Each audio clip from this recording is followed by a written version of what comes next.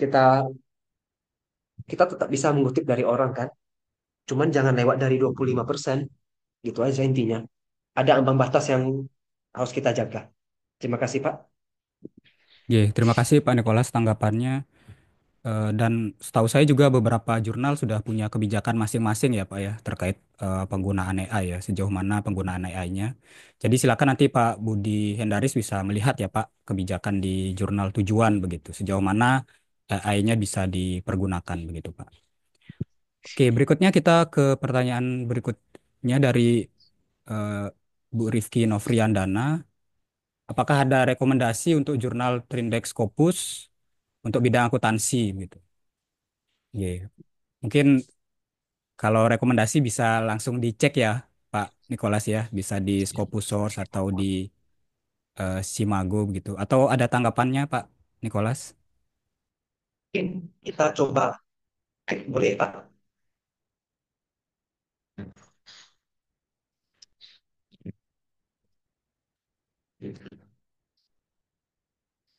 Biasanya kita mesti pakai skema untuk cek seperti ini. Kita pakai yang awal skema Go, kita ke jurnal rankings, kita subjek areanya kita atur business management and accounting, subjek kategorinya kita atur lebih spesifik lagi accounting. Dan ini sudah diurutkan berdasarkan SDR dari yang tertinggi ke yang terendah atau kita balik dari yang terendah ke yang tertinggi. Jadi untuk rekomendasinya, yes, sebenarnya kita cek sendiri Bapak Ibu di website Skimago ini. Tinggal kita lihat, misalnya kita buka satu nih, misalnya Studies in the Development of Accounting Tools. Kita lihat, ini diterbitkan oleh Emerald. Ini bagus ini kalau Emerald. Di sini ada ditulis nih, bidangnya di accounting, tapi kadang satu artikel itu, sorry, satu jurnal itu bisa mencakup beberapa bidang ilmu. Karena penelitian interaksi kan tidak bisa kalau hanya monodisiplin. Paling tidak interdisiplin, naik ke transdisiplin, baru naik lagi ke multidisiplin. Nah, contohnya seperti ini. Bukan di jurnal yang namanya Business Management ini, Ya, oke. bukan cuma Ya. accounting, ada Business and International Management, ekonomi, marketing, behavior, strategi, and management. Karena kan kalau penelitian misalnya kita bahas tentang SMA atau Strategic Management Accounting. Nah, cocok dia di sini karena ada bahas accounting dan ada bahas strategi juga. Jadi kalau mau rekomendasi jurnal yang pertanyaannya hanya accounting, ya saya susah jawabnya karena begitu banyak yang bahas accounting di sini. Cuman kalau penelitiannya sudah multidisiplin, nah silakan Bapak Ibu cek di sini. Kayak misalnya kalau kita meneliti pengaruh penerapan blockchain terhadap kinerja lingkungan, berarti kan Bapak Ibu harus cari jurnal yang skopnya ada tentang accounting, ada tentang teknologi, dan ada tentang lingkungannya. Nah, itu nanti kan ceknya di sini, di Skimago atau di Scopus gitu. Kurang lebih seperti itu ya, Bu Rifki Novrianda. Terima kasih Pak Nikolas tanggapannya Pak. Baik kita lanjut lagi ke pertanyaan berikutnya dari Pak Paskanova, mohon maaf. Oke, ini ada tiga pertanyaan, Pak Nikolas dari Pak Paskanova. Yang pertama, apakah topik-topik terkait konteks nelayan relevan untuk jurnal Scopus? Dan apa ada saran terkait jurnal Scopus yang relevan untuk nelayan begitu? Atau mungkin Pak Paskanova bisa bertanya langsung ini nelayan ini bagaimana? Apakah mohon maaf, apakah masih ada hubungannya dengan akuntansi begitu atau bagaimana Pak Paskanova?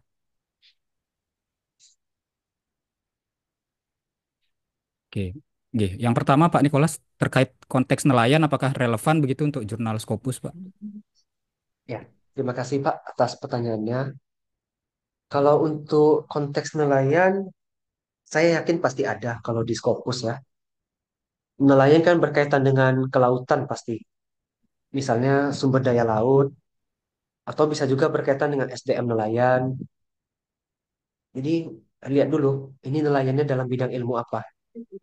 Bisa aja nelayan dalam bidang ilmu manajemen, nelayan dalam bidang ilmu budaya, atau nelayan dalam bidang ilmu kelautan. Dan saya yakin pasti ada kalau di Scopus, karena Scopus itu kan database-nya luar biasa besar ya. Apakah ada saran terkait jurnal Scopus yang relevan untuk artikel terkait nelayan ini? Ya sama seperti yang tadi Pak, di Skimago atau di Scopus atau di WOS kita bisa cek. Atau Pak Pascanova bisa juga ketik judul penelitiannya, kata kuncinya apa, lihat mereka pernah terbit, artikel-artikel rujukannya itu nanti pernah terbit di jurnal mana, terus Bapak cek jurnalnya terindeks di Scopus atau di WOS atau tidak. Paling seperti itu, Pak. Jadi kalau artikel relevan pernah terbit di sana, maka peluang kita untuk terbit di sana lagi itu ada juga. Kemudian keduanya, ya, saya langsung aja ya, Pak. Izin. Apakah boleh Oke, nama silakan Pak penulis Nikola. lain statusnya, ya, statusnya adalah mahasiswa magister? Boleh saja, Pak. Apalagi kan ada hibah untuk penelitian dasar tesis magister mahasiswa. Jadi sebenarnya nggak ada masalah. Mau hibah ataupun tidak hibah, masukin nama mahasiswa magister boleh. Kemudian, bolehkah dari jurusan selain jurusan kita sendiri? Itu hmm, agak sulit ini, Pak. Saya bilangnya. Kalau Bapak misalnya orang akunting, kebetulan Bapak meneliti tentang blue economy atau water accounting. Bapak bawa orang di bidang hidrologi atau Bapak bawa orang di bidang ilmu kelautan. Selagi itu masih ada korelasi, boleh-boleh saja. Tapi kadangnya penulis Indonesia ini kan agak sedikit berbeda dari yang lain ya Bapak Ibu. Karena mau bantu temennya supaya ada BKD, meskipun bidang ilmunya tak sama, tetap dimasukin dalam jurnalnya. Ya sebenarnya kalau sekedar hanya untuk publikasi sih tidak ada masalah ya Bapak Ibu. Cuma nanti untuk kepangkatannya ya mungkin tidak akan terpakai karena beda bidang ilmunya ya. Karena di internal kampus kan, di perguruan tinggi internalnya biasanya ada komite khusus ya untuk penilaian angka kredit. Takutnya nanti pas dia mau ngajuin fungsional, dicek oleh komite ini, dinyatakan tidak relevan artikelnya. Paling itu aja resikonya. Tapi kalau sekedar masukin nama, ya masih bisa. Kemudian yang ketiga, apakah sebaiknya kita pakai jasa proofreading sebelum submit artikel ke jurnal Scopus? Sebenarnya kalau Bapak sudah yakin tidak perlu pakai proofreading. Tapi kalau Bapak mau lebih yakin lagi, silakan pakai jasa proofreading. Tapi sesuai yang saya bilang lagi, sudah di proofreading pun tetap harus kita baca ulang supaya lebih bagus. Itu saja, Pak. Terima kasih. Oke, terima kasih Pak Nikolas. Pertanyaan lagi Pak dari Pak Ahmad Salman. Boleh mendapat info Pak cara mendapatkan koneksi internasional melalui platform ResearchGate begitu. Mungkin dari pengalaman Pak Nikolas. Iya, ResearchGate itu kan sebuah portal ilmiah ya, Bapak Ibu. Penelitian kita boleh kita publish di situ. Kita terbitkan supaya orang bisa download ya. Tapi kadang ada yang downloadnya bisa full, ada yang downloadnya cuma bisa abstrak. Terus ada juga kalau mau download harus minta izin. Nah, itu tergantung kita lah nanti gimana. Nah, just kita upload dulu penelitian kita. Terus kan di situ ada fitur diskusi ya, Bapak Ibu. Ya, kadang kita cerita-cerita aja lah di diskusi itu. Misal kita ketik aja, tapi pakai bahasa Inggris ya. Saya sedang ingin menulis penelitian tentang teknologi pada audit. Kira-kira apakah rekan-rekan punya saran? Nah, kita tambahkan diskusi di sana. Kita tunggu beberapa hari. Nanti akan ada yang balas itu. Nah, ketika ada yang balas, kita coba direct message dia. Kita kayak DM lah kalau istilahnya kalau di Instagram ya. Kita DM di ResearchGate itu juga. Ya kita ajukin, kita ajak, Pak, ayo kita kolaborasi. ini kebetulan saya mau ngajuin hibah misalnya.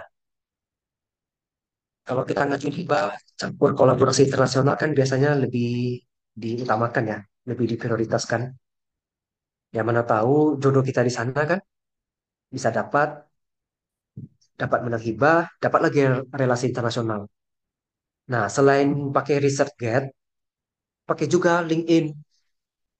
LinkedIn kan isinya bukan cuma sekedar mencari kerja ya, tapi untuk mencari relasi, untuk menulis bersama juga bisa.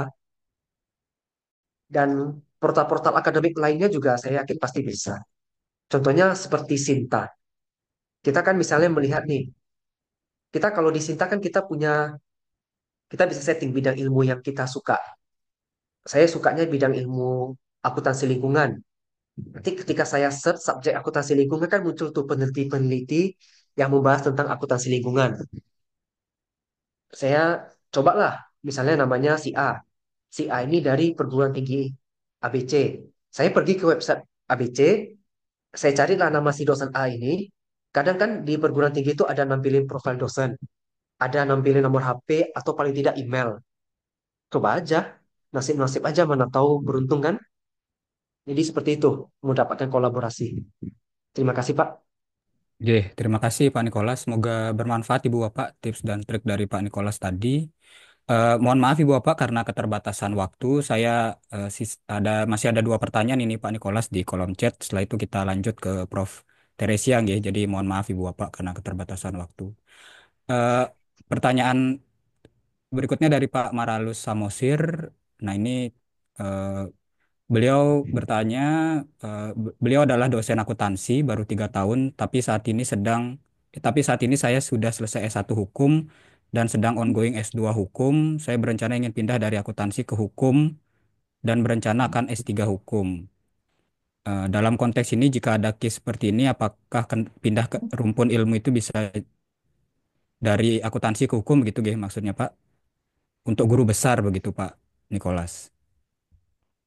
Apakah tetap Ya, di akuntansi atau di hukum begitu? Karena dosen akuntansi, tapi baru 3 tahun, tapi sudah selesai S1 hukum dan sedang ongoing S2 hukum.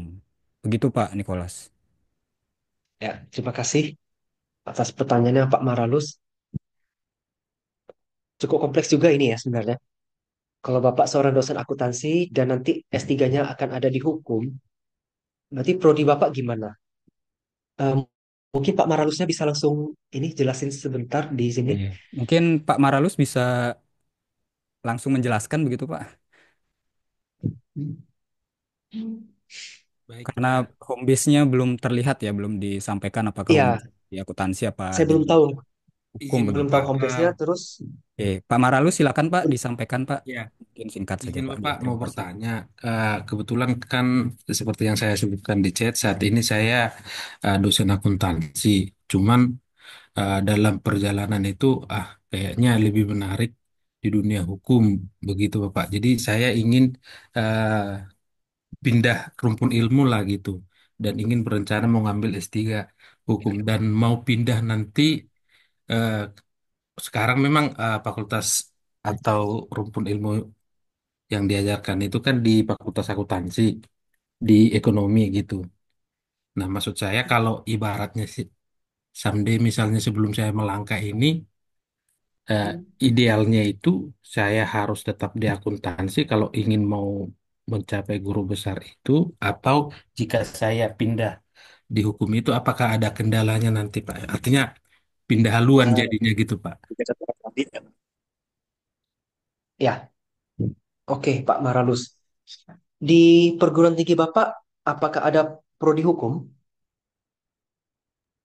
Untuk saat ini sih belum. Kalau begitu, dari sepengetahuan saya ya Bapak, itu nanti agak sulit untuk guru besar. Karena hukum dan akuntansi itu beda rumpun ilmu, Pak. Kecuali, ini kecuali ya Pak, Bapak S3-nya akuntansi, dan Bapak nanti mau jadi guru besar di akuntansi hukum, itu bisa. Karena sesuai cabang ranting ilmunya kan, akuntansi hukum kan ada. Tapi kalau posisi Bapak yang saat ini karena S3-nya hukum, prodinya akuntansi, dan di perguruan tingginya tidak ada prodi hukum, sulit untuk guru besar nanti. Itu Pak. berarti dia dihitung Pak, mulai dari starting kita mengajar itu akan kumnya itu akan ngikut terus sampai ke guru besarnya atau seperti apa Pak? Pendidikan terakhir tertinggi Bapak. Oh, siap, siap. Berarti eh, yang Bapak sarankan tadi idealnya itu kalau memang tujuannya untuk guru besar tetap inline dengan yang sekarang ini gitu. Kalau memang akuntansi, ambilnya S3 di akuntansi. Tapi kalau memang eh, ranting ilmunya itu mau akuntansi hukum, itu lebih pas gitu ya Pak ya. Iya Pak, Oh, betul. baik Pak, baik. Terima kasih Pak. Oke, terima Terima kasih Pak kasih. Maralus pertanyaannya. Semoga bermanfaat nggih Pak. Nggih, terakhir Pak Nikolas pertanyaan dari kolom chat nggih Pak. Ini dari Pak Sunario. Izin Pak Nikolas, kemarin saya sudah pernah publish ke Scopus Q4 gitu, tapi ternyata ditolak ke lektor kepala karena skop area jurnalnya berbeda berbeda dengan kepakaran. Jadi untuk skop itu seperti apa Pak Nikolas? Eh, Pak Sunario ini bidangnya manajemen keuangan, apakah harus di finance atau bisa ke manajemen atau ke ekonomi begitu Pak Ya, terima Nikolas? kasih Pak Sunario atas pertanyaannya. Q4-nya itu bidang apa ya Pak Sunario? Izin Pak, bidangnya multidisiplin Pak. Bidang yang paling mendekatinya apa Pak? Dia terima multidisiplin, tapi ada juga engineer macam-macam sih Pak. Tapi dia Kalau terima juga artikel Bapak, artikel ekonomi. judul Bapak apa kemarin artikelnya itu? Judulnya, bentar Pak, saya lupa judulnya. Udah Atau ketolak. variabelnya Pak?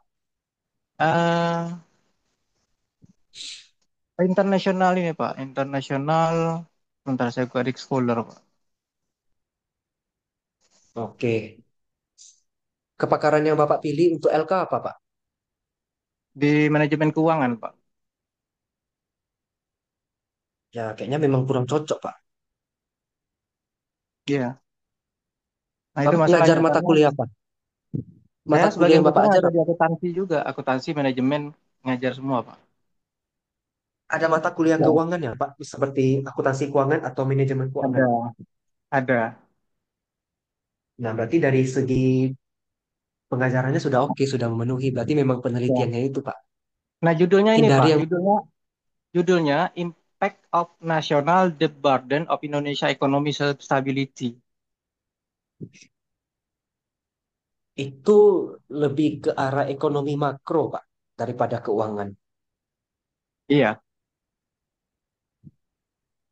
Kalau itu agak kurang cocok kalau saya pengalaman pribadi saya ya Pak. iya. Itu ekonomi makro judul penelitian Bapak.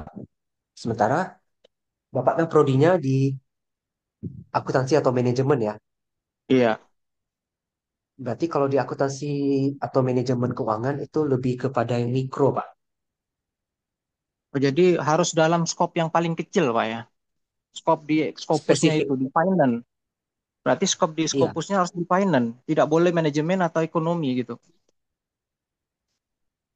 Sebenarnya bisa juga Pak. Cuman ini kemungkinan besar karena Bapak multidisiplin.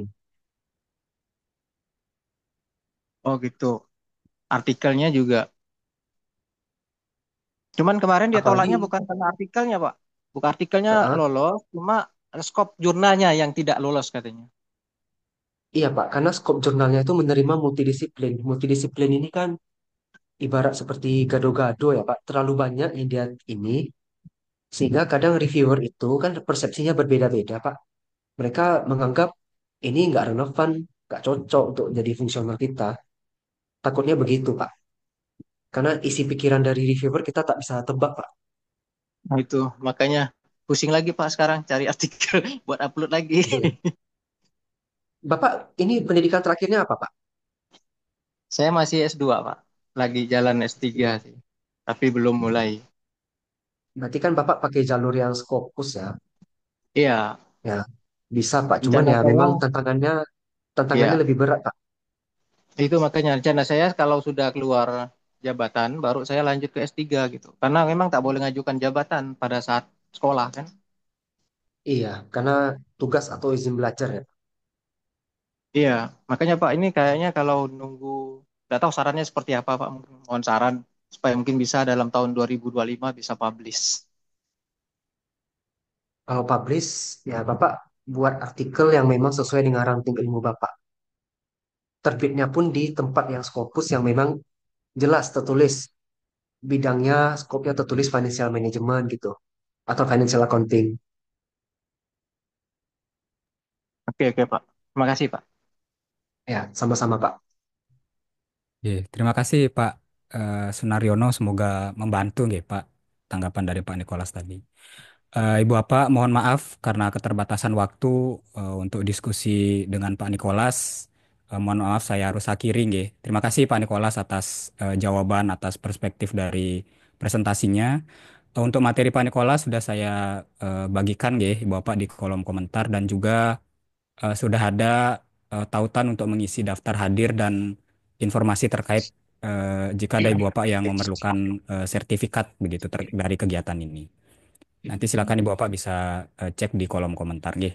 Sekali lagi saya ucapkan terima kasih untuk Pak Nikolas.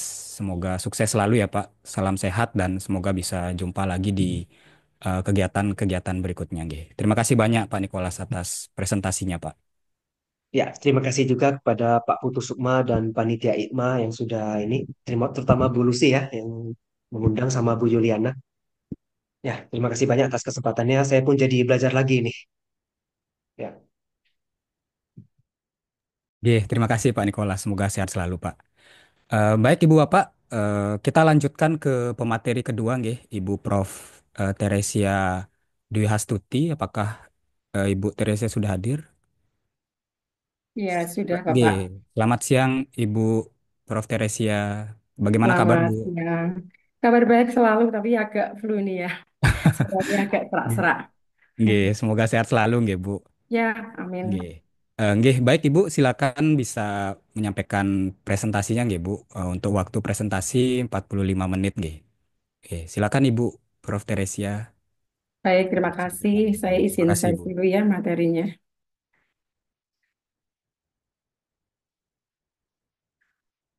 Selamat pagi semuanya dan salam sejahtera. Terima kasih untuk Isma yang telah seringkali meminta saya untuk sharing di sini gitu ya. Jadi saya sampaikan ini sebagai sharing saja. Saya diminta untuk memberikan materi terkait dengan strategi peningkatan luaran penelitian melalui publikasi ilmiah pada jurnal internasional bereputasi. Nah, ketika bicara masalah strategi peningkatan, saya akan melihatnya pada level lembaganya dulu gitu ya, bahwa sebenarnya penciptaan nuansa akademik itu sangat mendukung dosen untuk mampu bersama-sama gitu ya, berkembang bersama untuk menciptakan karya ilmiah begitu ya. Baik, nah kalau kita lihat sekarang aja ya, fenomenanya sekarang ini memang menjadi sangat ramai karena masih menjadi pegangan di tempat kita ya di Indonesia bahwa publikasi itu harus gitu ya, dan juga untuk kenaikan jabatan kita memang menjadi syarat begitu.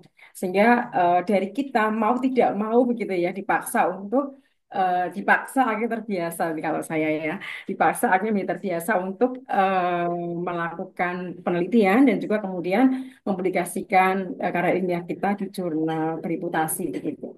Nah, memang sebenarnya kalau dari kita mestinya muncul pemikiran ya bahwa ini adalah kebutuhan pengembangan individu yang harus muncul dalam diri kita sendiri dulu ya. Kemudian juga tentunya kalau kita bisa berkembang sebagai dosen dengan karya ilmiah publikasi begitu, pasti juga akan mendukung bagaimana pengembangan produk kita. Juga kemudian termasuk ketika kita tahu bahwa pengalaman kami aja ya yang di kampus saya gitu, begitu ada dosen yang bisa publish di Scopus, di jurnal-jurnal bereputasi begitu ya, akan diunggah di web apa namanya di WhatsApp gitu ya, kemudian banyak orang memberikan apresiasi. Saya rasa itu sudah suatu cara sebenarnya untuk memberikan nuansa akademik juga buat yang lainnya bahwa oh ini loh ada yang bisa publikasi, dan kemudian tentunya juga bisa menciptakan keinginan teman-teman dosen yang lainnya untuk juga ikut belajar begitu ya. Kemudian juga dengan adanya publikasi ini sangat mendukung akreditasi. Kebetulan saya adalah asesor juga, sehingga memang ini menjadi makanan sehari-hari ketika saya melakukan review borang ya, sehingga wah ini mesti harus menjadi hal-hal yang penekanan buat kampus juga begitu ya. Kemudian juga mendukung kualitas dosen tentunya ya, prodi, fakultas, dan apalagi sampai ke universitas. Tentunya karena dukungan dari kinerja dosen ini akan membuat univnya juga menjadi lebih berkualitas begitu ya. Nah, karena alasan inilah, maka kemudian mungkin ISMA juga melakukan banyak aktivitas untuk diskusi terkait dengan bagaimana sih publikasi di jurnal bereputasi begitu ya. Nah, bagaimana kemudian langkah yang harus dilakukan oleh oleh kita semuanya, terutama ketika kita menjadi pejabat gitu ya, ataupun ya diskusi di dalam jabatan kita, karena sebenarnya bahwa orang bisa berkembang ketika kita punya lingkungan yang cukup mendukung. Itu sesuatu yang sebenarnya menjadi eh, yang semula orang tidak mau melirik pun akhirnya menjadi kondisi yang harus wah harus ikut, harus harus bisa publikasi begitu ya. Maka beberapa model ya yang bisa kita lihat dalam pengembangan masa akademik itu. Yang pertama adalah ya dari model karya ilmiah mahasiswa dulu. Dari dosen S1, mahasiswa S1, skripsinya, kemudian tesisnya, S3 disertasinya, dan juga kalau untuk publikasi. Nah, kalau sharing pengalaman, memang di tempat saya, itu S1 itu boleh memilih.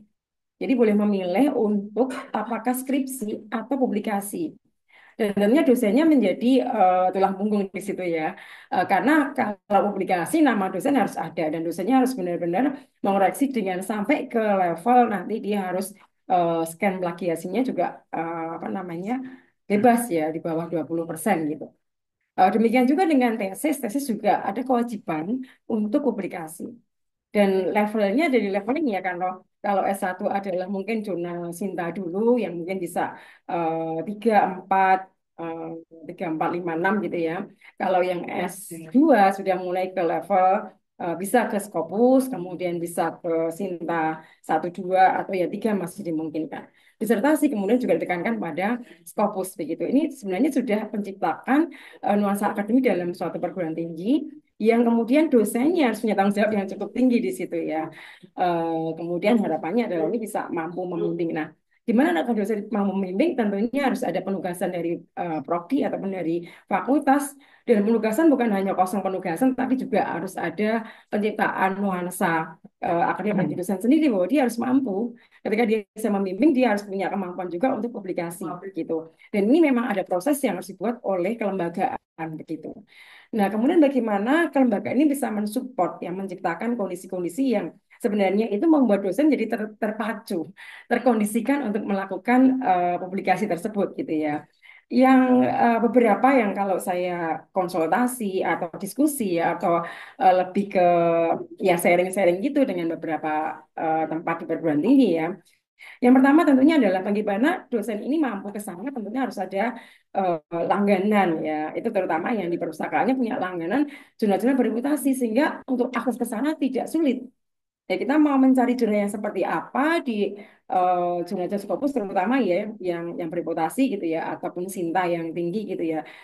Kalau perguruan tinggi punya langganan itu akan menjadi kondisi yang sangat mensupport dosen karena kita mudah mencari jurnal-jurnal artikel yang bisa kita searching dan kita pilih begitu ya.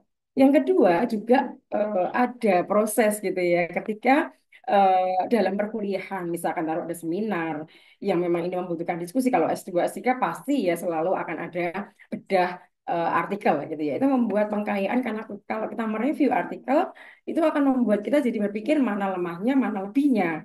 Dengan tahu lemah dan lebihnya ini minimal sudah punya pengalaman, minimal membaca lah gitu ya, membaca artikel ini S1 pun kami sudah terapkan juga gitu bahwa baik kalau di seminar itu mereka mereview artikel untuk bisa menjadi bahan nanti untuk mereka buat dalam bentuk skripsi atau mini riset yang kemudian akan jadi artikel begitu ya.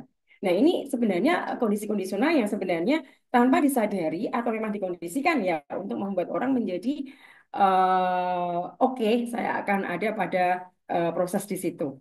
Kemudian juga yang nggak kalah menarik juga mestinya harus ada dukungan rating camp yang memberikan waktu yang cukup banyak ya buat dosen dan mahasiswa yang memang publikasi itu untuk melakukan itu. Dan bukan hanya diberi writing camp tok dikasih waktu, tapi juga ada pembimbingan di situ.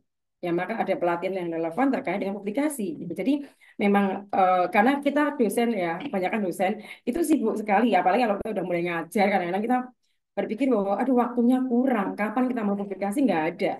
Nah, maka ada waktu yang cukup menarik ketika ada writing camp. Jadi dikasih waktu 2 hari, ada mentoring di situ, ada pendampingan di situ. Jadi harusnya memang sebelumnya udah punya artikel eh, apa namanya draftnya dulu, baru kemudian dibenahi, diperbaiki di dalam writing paper tersebut dan ada target waktu untuk kapan harus siap publish ya, siap submit ke dalam satu jurnal.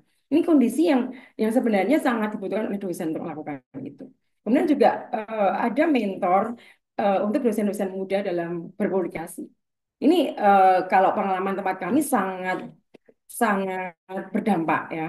Jadi saya itu punya beberapa dosen muda yang memang kemudian dipasangkan dengan saya. Pernah saya juga kemudian ketika neliti bersama saya bilang bikin artikel kamu nama pertama, misalnya aku saya ketua. Saya akan kasih oke karena butuhnya adalah untuk ke AA, untuk ke lektor. Oke lah, nama Anda aja nama pertama, saya nama kedua. Itu sesuatu yang kita sebenarnya mendampingi bersama-sama, mengundang bersama-sama untuk mendorong dosen muda ini agar bisa mengurus Javanya dengan baik gitu ya. Ada baik kalau ada senior-senior yang sudah punya pengalaman ini menjadi mentor buat dosen-dosen muda untuk bisa melangkah ke sana gitu ya. Nah, ini nanti akan terus berlanjut kalau dosen muda ini sudah mulai bisa publikasi, dia akan menjadi mentor juga buat dosen-dosen yang lain yang baru gitu ya. Kemudian juga membina relasi dengan berbagai jurnal bereputasi. Nah, memang sebenarnya jurnal itu ada banyak mencari kita ya sebenarnya ya.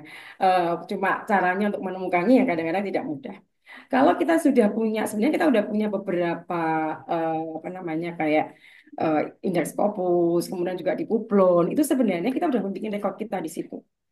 Ya, record kita akan kebaca oleh pihak luar.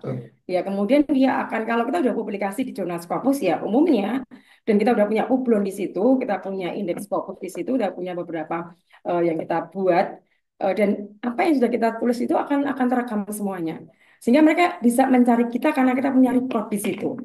Saya sudah sering kali diminta untuk mereview jurnal yang karena memang mereka menyatakan bahwa saya membaca historis Anda di Publon, kemudian berbagai macam tempat-tempat Anda menyajikan materi itu, apa, Anda, dan saya minta Anda untuk melakukan review tersebut. Ini suatu yang sebenarnya mencari relasi. Tapi kalau untuk kita mempublikasi jurnal, memang kita seringkali begini. Kalau yang kami lakukan adalah ada joint research dengan perguruan tinggi lain yang dia udah punya dosen-dosen yang cukup punya kompetensi gitu ya.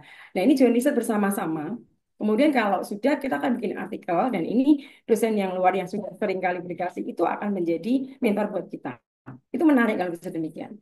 Eh, Kemudian akan muncul tawaran banyak di email kita sih sebenarnya kalau kita sudah melakukan itu kemudian kita sampai ke publish di sana. Nah, ini yang tentunya bukan harus hanya dosen ya, tapi lembaganya juga yang kemudian membina kan sekarang ada banyak sekali kerjasama internasional, ada asosiasi yang bisa dimasukin di situ dan kemudian bisa mengangkat kita semuanya untuk bisa bersama-sama publikasi ke jurnal bereputasi begitu.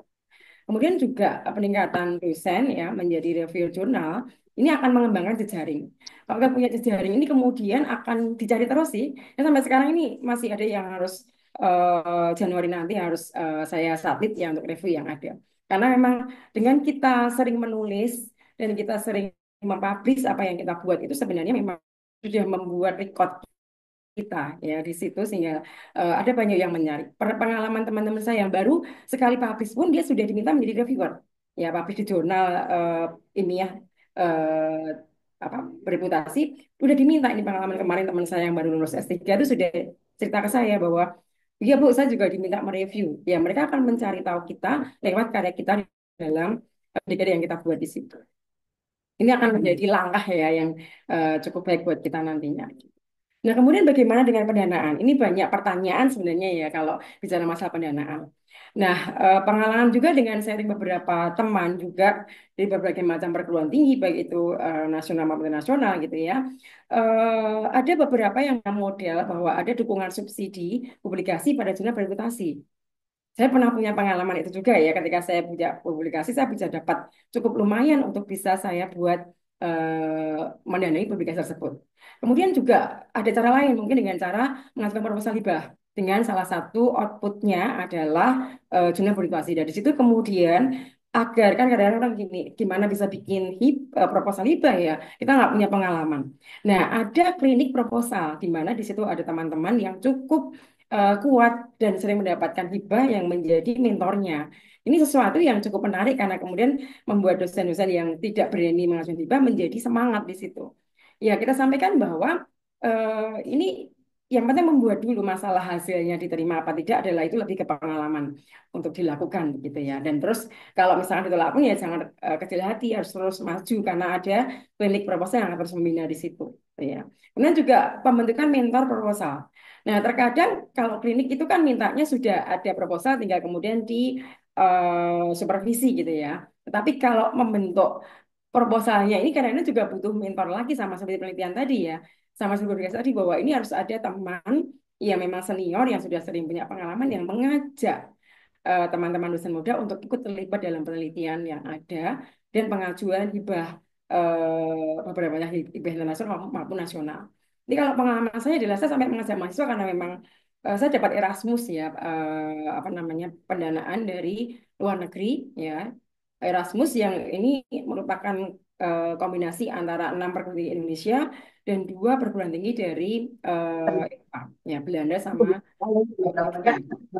Nah, prosesnya ini memang kemudian kita bangun relasi yang cukup kuat sampai kita mengajak dosen muda maupun mahasiswa.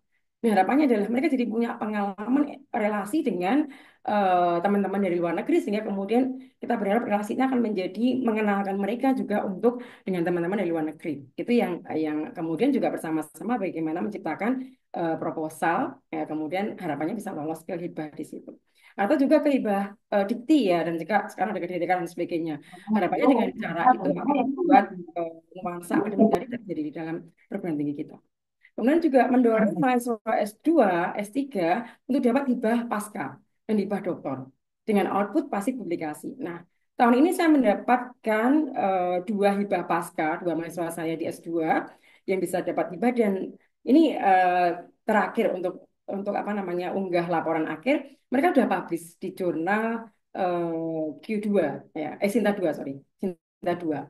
Nah, ini adalah pola yang sebenarnya kalau kita bisa dapat hibah itu bisa mampus mahasiswa karena mereka ada target yang harus mereka penuhi. Nah, itu ada sesuatu yang sebenarnya bagi kita sebagai mentor itu mudah. Karena udah ada target dan kita bisa ngejar mereka untuk ngejar target tersebut. Sehingga akan mudah dan cepat untuk dilakukan proses verifikasinya seperti itu. Kemudian juga membina kerjasama dengan lembaga NGO, pemerintah, perguruan tinggi, dalam negeri maupun luar negeri ya untuk mencapai ada beberapa ya, ada tawaran capacity building dosen dan mahasiswa. Yang tadi saya lakukan tadi adalah yang saya pakai Erasmus itu adalah capacity building yang kita lakukan. Atau juga joint research. Jadi saya punya pengalaman juga joint research dengan perguruan tinggi di Filipina yang bersama-sama dengan data 2 negara ini akan lebih menjual gitu ya untuk bisa kita publikasikan ke jurnal bereputasi. Kemudian juga international conference dengan output jurnal bereputasi atau proceeding terindeks Scopus. Nah, sebenarnya kalau saya sering mengikuti setiap tahun saya ikuti international conference ini bukan sekedar hanya untuk publikasi ataupun untuk presentasi atau untuk jalan-jalan, tapi juga untuk membina relasi di situ. Dan memang pengalaman ya ketika kita ke international conference yang bereputasi itu mereka udah punya pola gitu ya. Dan tahun ini saya puji Tuhan mendapatkan best paper gitu ya. Nah ini karena ada relasi-relasi yang terbina. Jadi sampai kemudian mereka akan mengingat kita, kemudian menawarin kita dengan joint research, dengan publikasi, bahkan reviewer di situ. Ya ini sebenarnya adalah membina relasi yang ada di situ. Kemudian juga kalau perguruan tinggi kita mampu relasi dengan pihak lain, apalagi tentu organisasi tadi ya. Jadi harus ada lecture dan student exchange di situ yang dengan perguruan tinggi lain. Ini akan membina relasi kita. Di sana kita bukan hanya ngajar, tapi juga menanyakan bagaimana kalau ada joint research, kalau ada joint publication gitu ya dengan mereka-mereka itu sehingga ini menjadi kunci juga ya untuk bisa mengembangkan kemampuan publikasi di jurnal bereputasi. Juga terus-menerus pengembangan komisi 9 dengan berbagai macam pelatihan yang ada tentunya. Nah, harapannya kalau ada dukungan seperti ini akan sangat support dosen untuk bisa meluangkan waktu, bahkan memberikan waktu yang lebih banyak ya untuk melakukan riset dan juga melakukan publikasi di situ. Meskipun demikian, saya punya pengalaman juga sampai sekarang tuh saya masih merevisi, mau submit pun belum saya lakukan karena ternyata pekerjaan yang luar biasa sehingga saya targetnya adalah Januari saya harus submit gitu ya. Ada artikel dari penelitian internal yang memang saya tadi ya monitoring dengan dosen-dosen muda, saya push untuk ke jurnal Scopus begitu, harapannya bisa publish di situ. Oke, nah kemudian bagaimana kalau udah ada kelembagaan yang tercipta gitu ya, akan lebih mudah untuk kita membuat proposal dulu gitu ya, atau membuat penelitian dulu gitu. Nah kemudian bagaimana kalau kita udah mulai melangkah ke jurnal yang akan kita pilih untuk kita publikasi. Ini juga ada beberapa yang perlu kita pertimbangkan ya. Tadi ada pertanyaan ya, bagaimana agar ini aman gitu. Memang inilah zona-zona yang aman sebenarnya. Meskipun memang tidak mudah. Kalau saya tertantang sih untuk publikasi di berbagai macam jurnal ini adalah yang daftar publisher yang terbaik gitu ya. Saya punya pengalaman teman saya yang maju profesor juga bersama dengan saya. Saya begitu kami kan dikumpulkan gitu ya. Memang kalau mengerjakan di tempat kami itu sama-sama eh, saling diskusi begitu. Ketika kita mereview, melihat lah apa yang diunggah di Sister, itu saya udah punya perasaan ketika teman saya adalah dia menunjukkan oh Elsevier. Wah ini udah bagus nih. Begitu saya membaca punya teman saya udah punya feeling wah ini kayaknya cool. Itu sudah feeling main ya. Karena apa? Kita lihat bahwa secara tataran ini sudah nggak ada masalah gitu. Nah, maka saya jadi meyakini juga bahwa ini memang akan publish, akan lolos untuk pengajuan hibah begitu. Jadi disinilah yang kalau kita mau pilih ya, sekalian aja kita pilih yang kita harusnya menantang diri kita sih, memilih yang jurnal-jurnal publishernya terbaik karena susah juga kalau kita nggak dapat itu nanti ternyata sudah kita publish ternyata aduh apa namanya publishernya adalah dianggap predator. Nah, itu sesuatu yang sebenarnya buang waktu begitu kan. Maka inilah yang kita bisa pilih. Apakah di Elsevier atau di Emerald atau di Seeds atau di Rock atau di Willy dan sebagainya. Ya, ini kita bisa pilih untuk ke sana gitu ya. Itu eh, kita tancapkan dulu bahwa ke sana. Kalau nggak ke sana takutnya adalah nanti tiba-tiba masuk predator. Itu yang berat. Meskipun demikian di teleinformasi itu kadang-kadang juga ada yang harus hati-hati di situ. Gitu. Kita harus mengecek juga ke sana. Jadi memang sebelum kita mau ngirim saat di ke jurnal, kita harus benar-benar yakin bahwa rumah sudah ini adalah rumah yang aman. Nah, maka ini dulu kita cari dulu daftar publisher yang memang ini dipercaya, terpercaya gitu ya.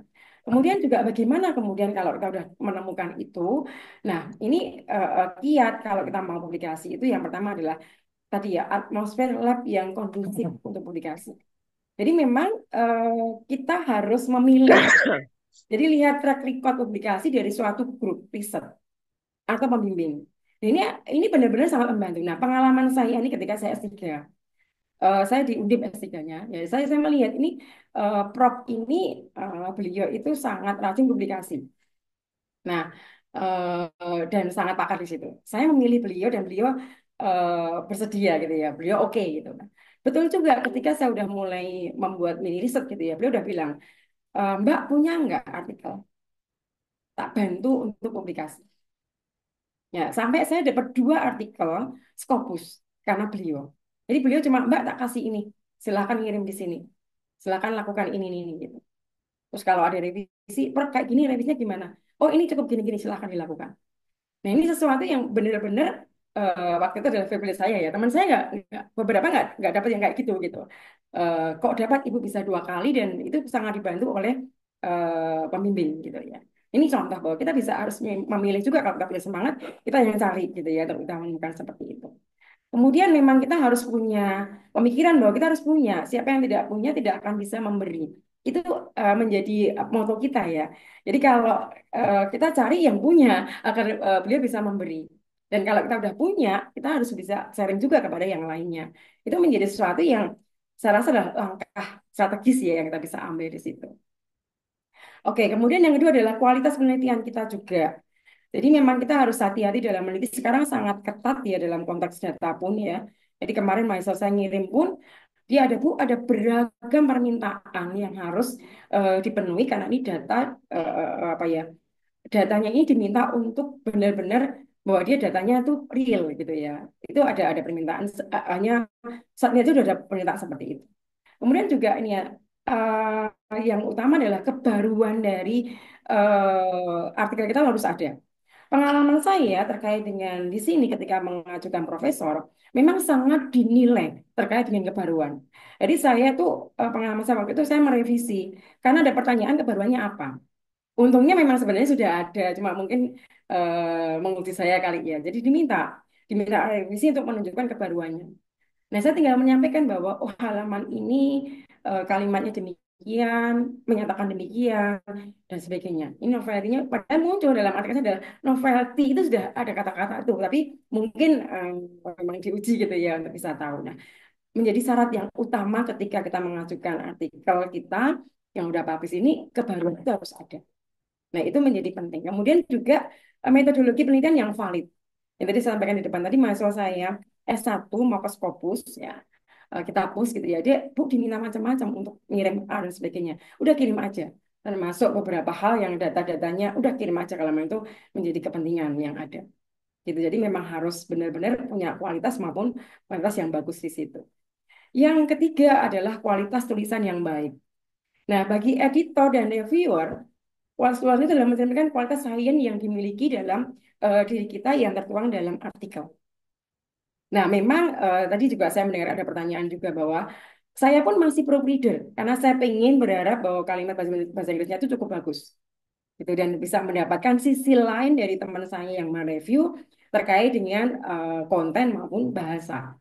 Jadi harapannya adalah kita bisa kadang-kadang gini kalau kita membaca artikel-artikel di jurnal bereputasi itu kayaknya judulnya sederhana gitu ya. Kadang-kadang loh cuma kayak gitu ya gitu ya. Tapi ketika kita masuk ke dalam kontennya itu cukup detail. Jadi temanya sederhana tapi dalamnya tuh detail. Nah, itulah yang dikatakan sebagai kualitas sains yang ada dalam artikel tersebut yang mencerminkan bahwa kemampuan kita di situ. Kemudian juga kadang-kadang ya, kenapa tadi saya katakan bahwa saya mau kirim di jurnal, ternyata ketika saya baca, saya sudah punya ada 10.000 kata. Ternyata mintanya 11.000 kata. Nah, ini contoh kecil yang kita harus sebelum kita submit harus kita benar-benar membaca lagi ini sesuai nggak dengan formatnya. Jadi guide for author itu sudah kita lihat benar-benar. Baru kita akan submit. Jadi saya kenapa kok mundur karena wah ternyata 11.000 yang diminta antara 11 sampai 12.000. Ya udah saya harus menambahkan 1.000 lagi gitu ya. Kemudian juga penggunaan bahasa Inggris yang baik. Logikanya penggunaan bahasa Inggris yang baik itu adalah memang nggak harus secara mampu secara aktif ya, tapi cukup orang yang nanti menggunakannya gitu ya. Kemudian juga hindari plagiarisme. Nah, ini juga pengalaman saya kemarin juga dicek. Jadi saya tuh sebelum publish saya sudah melakukan cek plagiarisme. Ya, agar siap-siap bahwa kalau nanti saya akan bukan publish sebelum submit bahkan ya, sebelum submit dan kemudian ke proses kalau sudah di review mau ke istilahnya ke produksi ya di dalam jurnalnya, saya melakukan cek plagiarisme lagi gitu. Nah, jadi sudah yakin bahwa oh ini sudah aman gitu ya. Selalu saya cari di bawah 20 gitu. Kemarin saya dapat 13% gitu. Nah, eh, kebetulan gitu ya ketika saya mensubmit proposal saya itu hilang ya saya udah buat ini nggak ketemu saya tadi nggak ketemu. Nah sehingga yang kali pertanyaan adalah kok plagiarismenya segitu karena saya mengirimkannya setelah publish sehingga banyak orang sudah membaca dan juga udah saya taruh di repositori sehingga akan ada similaritas dengan apa namanya di jurnal maupun di dalam repositori yang saya buat sehingga dinyatakan wah ini kok cukup ada plagiarisme gitu. Nah, ketika revisi, nah ketemu tuh yang sudah saya buat ya, yang sudah saya cek sebelum publish. Nah, kemudian diterima dan oke. Jadi ini sebenarnya lebih ke apa ya kemampuan kita, prepare kita dengan baik sehingga kita sudah yakin itu akan bisa lolos di situ. Nah, memang plagiarisme itu menjadi sesuatu yang penting untuk dicek oleh reviewer di dalam Java kita gitu ya. Kemudian berlatih terus-menerus dalam menulis paper. Ya, dan kita sudah membuat jurnal standar yang kita cari. Kalau mau internasional ya jurnal yang internasional yang terindeks atau bereputasi begitu ya. Nah, memang kita harus punya yakin bahwa practice makes perfect. Itu sesuatu yang bahwa kita nggak ada yang sempurna. Tetapi kalau kita sering mencoba, ditolak itu hal yang biasa. Jadi kalau kita ditolak artikel kita, jangan kecil hati.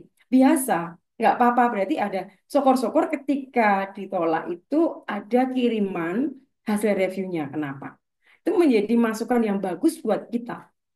Jadi saya pernah punya pengalaman di sama teman saya. Jadi pernah ditolak di jurnal. Dia kirim lagi ke jurnal yang lain sambil hasil reviewnya itu dia sampaikan. Jadi dituliskan di dalam, saya lupa namanya ya, letter of, lupa sih namanya. Jadi dikirimkan ke situ, dijelaskan bahwa artikel ini sudah saya kirimkan ke A, B, C dengan review demikian-demikian dan sudah kami perbaiki. Gitu. Jadi sudah disampaikan, ditolak, disampaikan di situ. Kami perbaiki dengan mulai seperti ini. Justru itu yang menjadi privilege juga ya, menjadi kelebihan juga. Ternyata dibaca oleh reviewer dan malah kemudian oke, dipublish di jurnal tersebut. Ya, jadi memang kita nggak perlu kecil hati ketika itu ditolak karena practice makes perfect, nggak apa-apa. Jadi begitu banyak masukan itu menjadi sesuatu yang bisa membangun artikel kita. Kemudian juga memang harus banyak membaca jurnal nasional dan internasional ya untuk kita bisa tahu bahwa modelnya kayak apa. Kalau orang bilang adalah selingkuhnya kayak apa sih, gitu kan? Jadi kita harus sering melihat selingkuh jurnal itu dengan cara banyak membaca, sehingga bisa bisa tahu cara-cara membuat kalimat di situ seperti apa. Kemudian konten-konten yang diharapkan muncul di situ itu seperti apa, kita akan dapatkan dari situ. Kadang-kadang kalau saya bikin metrik, sehingga kita bisa tahu, oh pola-pola membuat artikel di sini tuh jurnalnya kayak demikian ya polanya. Itu akan terekam oleh kita kalau kita sering membaca. Kemudian juga latihan menulis terus-menerus, sehingga kita membuat jadi tahu caranya menulis itu seperti apa gitu ya. Kemudian yang kelima adalah pilih jurnal internasional yang sesuai. Nah, tadi sudah kita lihat bahwa baik kalau kita lihat impact faktornya juga, karena juga ini menjadi salah satu syarat juga kalau kita mengajukan Java kita. Harus ada impact faktornya yang dinilai juga di situ.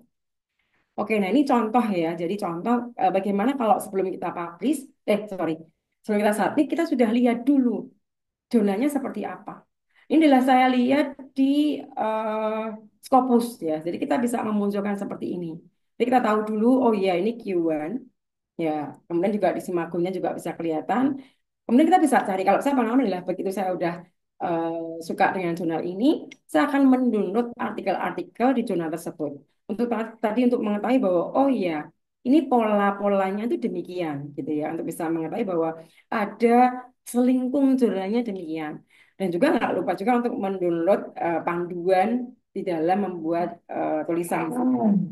Nah, memang langkahnya panjang ya. Tetapi ya tadi bahwa kita harus mampu meluangkan waktu kita untuk membaca artikel yang ada di situ, yang publish di situ, kemudian untuk bisa melihat selingkuhnya kayak apa, kemudian kita buatlah pelan-pelan penelitian yang kita buat di situ untuk bisa kita publish ya atau kita submit di situ. Nah, kemudian bagaimana kalau penyiapan jurnalnya? Tentunya adalah kita menyiapkan dulu dari awal.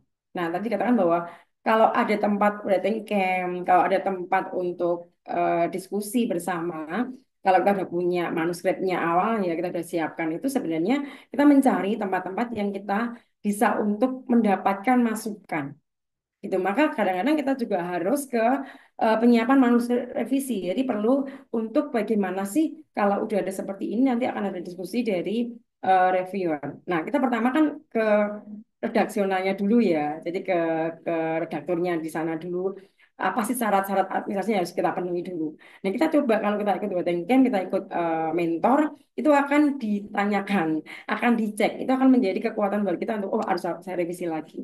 Sehingga ada revisi di situ.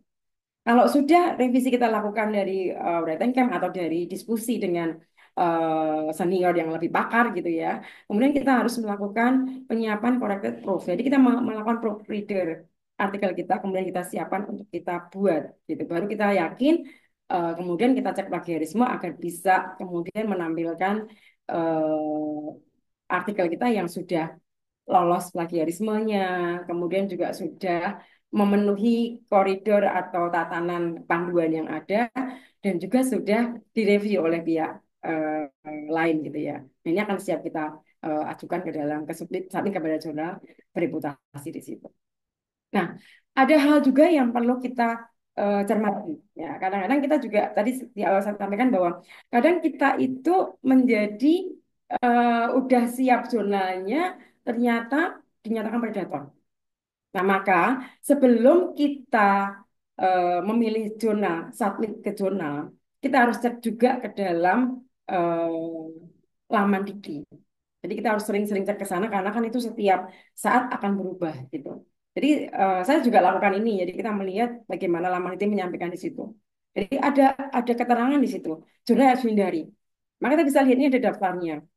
Ya, daftar jurnal yang harus dihindari. Ya, maka kalau kita udah tahu gitu, kita sudah nggak akan ke situ gitu ya. Sebelum kita kemudian submit. Ya, ini yang kemarin saya coba untuk buat juga ketika mendampingi teman-teman yang junior ya untuk tolong sekarang coba Anda buka ke laman Dikti, cari di situ jurnal yang sendiri, cek jangan sampai itu akan muncul di situ. Nah, ini contohnya ketika saya coba cek. Memang dia adalah Q1, tapi ternyata yang warna merah ini yang perlu dihindari. Ya, kemudian ini juga Q4, ada juga yang Q3. Nah, kalau kita hanya lihat Q-nya saja, kadang-kadang kita terjebak. Maka kita lihat juga di laman Dikti tadi untuk mengetahui bahwa apakah ada zona-zona yang memang sebenarnya adalah ini sudah di blacklist gitu. Nah, kita bisa tambahkan lagi ya, sebenarnya ada beberapa tempat lagi. Nah, ini kita di DOAJ lagi, perdalam lagi ke sana. Nah, juga ada muncul di situ. Apakah ada sesuatu yang kita bisa cek bahwa ada yang kemudian dinyatakan sebagai blacklist gitu. Nah, juga kemudian di sini jurnal yang dihapus oleh DOAJ. DOAJ adalah perating jurnal ya. Jadi dia yang menangkap semua jurnal-jurnal, artikel-artikel tadi jurnal-jurnal yang ada dia tangkap, dia rating. Makanya ketika pengalaman saya adalah saya melakukan pengecekan yang setelah publish ya, itu memang akan ada similaritas dengan DOAJ.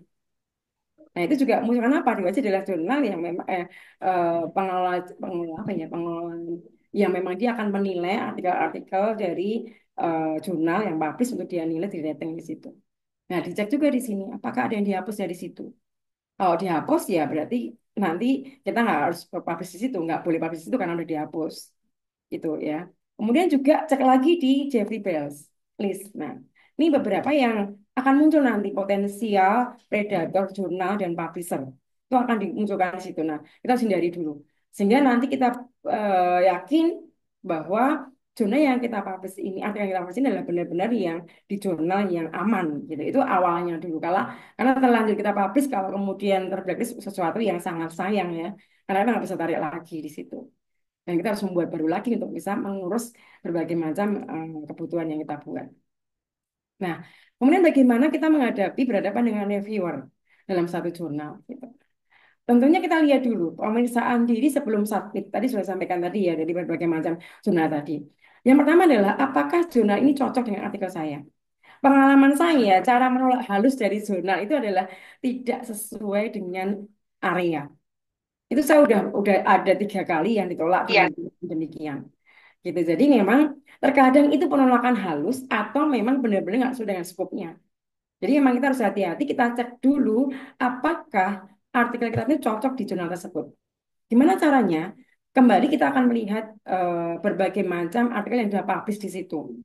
Kita baca, kita selami, kita cek, oh oke, kalau ada tema-tema yang relevan dengan yang punya kita, dan kita bisa citasi artikel tersebut itu menjadi kunci ya. Jadi ketika pengalaman saya publish di jurnal Scopus, revisi yang diminta adalah berilah citasi yang dari jurnal kami. Jadi ada pernyataan itu dalam review yang muncul. Jadi ada pernyataan bahwa citasilah jurnal yang publish di tempat kami. Jadi saya harus mencari jurnal-jurnal di situ yang memang relevan dengan artikel saya. Ini saya citasi. Jadi ada pernyataan di situ. Nah, baik kalau misalkan kita sebelum ada permintaan review kita sudah membuat itu. Jadi kalau kita mau menuju ke satu jurnal ya kita citasi artikel di situ. Ya bisa 3. Kalau saya kemarin adalah 2 ya. Saya kasih 2, kemudian diterima dan dipublishnya. Kemudian berapa lama proses publikasi di jurnal tersebut? Kita harus cek ya. Memang kalau yang berpublikasi itu lama. Pengalaman saya sampai setahun lebih. Ya, teman saya 2 tahun lebih. Ya, ada juga yang cepat gitu ya. Q3 itu lumayan. Ada mahasiswa saya kemarin yang kemudian dia publish di Q3, waktunya dia setahun. Ya, antara dari mulai membuat ya kemudian mengirim sampai publish. Kemudian nggak boleh double submission ya. Ini adalah etika yang harus dipenuhi. Kalau kita mau double, ya mestinya beda artikel gitu ya. Kadang-kadang kita boleh kok memecah, tapi dengan bahasa yang nggak boleh sama. Tapi nggak boleh satu artikel kita submit ke dalam dua atau lebih jurnal yang ada. Kemudian yang keempat adalah peer review internal dulu tadi yang sudah sampaikan di depan tadi. Kita harus membuka hati kita untuk masukan dari orang lain yang berbeda dengan yang kita buat. Ini sesuatu yang sebenarnya adalah latihan juga buat kita untuk bisa menerima kritikan, menerima masukan orang lain yang mungkin akan membuat lebih bagus. Kemudian apakah naskah saya sudah layak untuk bisa diproses? Ini menjadi pertimbangan yang kita buat. Kadang-kadang sih saya mengabaikan ini sekarang. Kalau udah sesuai dengan satu, dua, empat gitu ya, saya udah minta udahlah. Semoga ini sesuai gitu ya. Kemudian karena pertama ketika kita milih itu sudah melihat kesesuaian itu ya di awal. Yang keenam adalah apakah sudah sesuai dengan template, dengan guidelines jurnal yang tujuh. Ini penting. Makanya tadi saya katakan bahwa saya tertunda karena saya harus menambah 1.000 kata untuk bisa submit di situ. Itu pun belum habis ya baru submit. Karena apa? Guideline-nya memang sudah menekankan seperti itu. Kalau kita langgar ya pasti akan secara admin langsung tertolak. Kan percuma ya kalau udah usaha keras kemudian tertolak dan itu perjuangan rasa juga main di situ ya. Nah, solusinya bagaimana? Eksplorasi secara menyeluruh terhadap apa yang ada di situ gitu ya sebenarnya sorry. Jadi kita mau mengeksplorasi dulu kayak apa sih sebenarnya bagian jurnal tersebut ya. Dan kita ngecek secara perlahan-lahan, secara hati-hati ya ke ODS-nya di situ. Maupun ke tadi saya sampaikan bahwa kita harus melihat membaca selingkungnya seperti apa. Kemudian juga kalau kita pengen tahu layak enggak, ini dengan mempelajari artikel yang sudah terbit. Sehingga kita bisa tahu, oke, ini ada cara menulis, cara menyampaikan bahasanya, kemudian cara membuat kalimatnya, cara membuat tabelnya, itu sudah sesuai kita bisa membaca dari yang sebelumnya. Itu sebenarnya hal yang memang kadang-kadang membosankan ya, tetapi harus kita lakukan untuk arah yang lebih baik. Ini contoh yang saya lakukan, yang ini yang saya pakai untuk eh, apa namanya pengajuan ke guru besar ya. Jadi memang jurnalnya adalah Business Theory and Practice. Jurnalnya masih umum bisnis kan, saya accounting ya. Tetapi tema yang saya pakai adalah sangat-sangat relevan dengan apa yang saya buat. Ya, karena saya adalah mengambil di fraud and forensic accounting gitu ya. Sehingga beberapa artikel saya temanya adalah mengarah pada pola seperti itu. Ya, whistleblowing intention adalah lebih mengarah ke penjagaan terhadap fraud. Ya, sehingga dinyatakan oleh semua reviewer nyatakan relevan sesuai dengan bidang ilmu yang diambil. Nah, ini enggak selalu ke jurnalnya harus accounting ya, tetapi ke tema yang sesuai dengan yang kepakaran kita adalah ada di sini yang saya pakai. Kemudian juga karena ini adalah tahun 2023 awal ya publish ya. Nah, waktu itu kan memang belum banyak whistleblowing system di perguruan tinggi gitu. Sehingga saya ambil sebagai sesuatu yang arah ke novelty-nya di sini. Nah, saya pakai di sini ini contoh. Jadi memang harus pengamatan fenomena yang terjadi di sekitar kita. Itu seperti apa?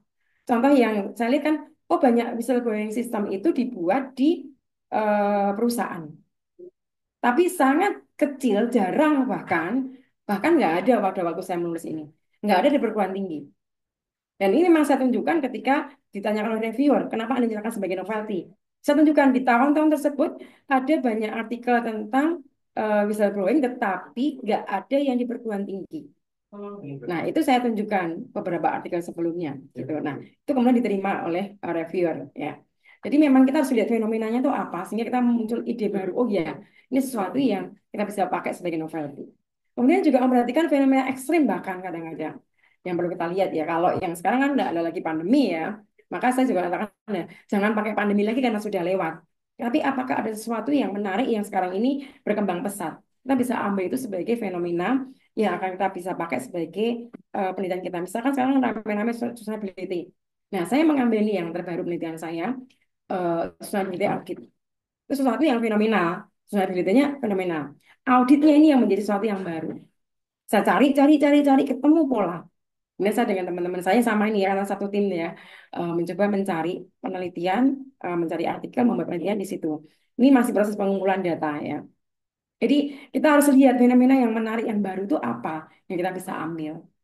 Kemudian juga novelty ditekankan di situ dalam satu penelitian. Ini hanya kasih contoh aja ya.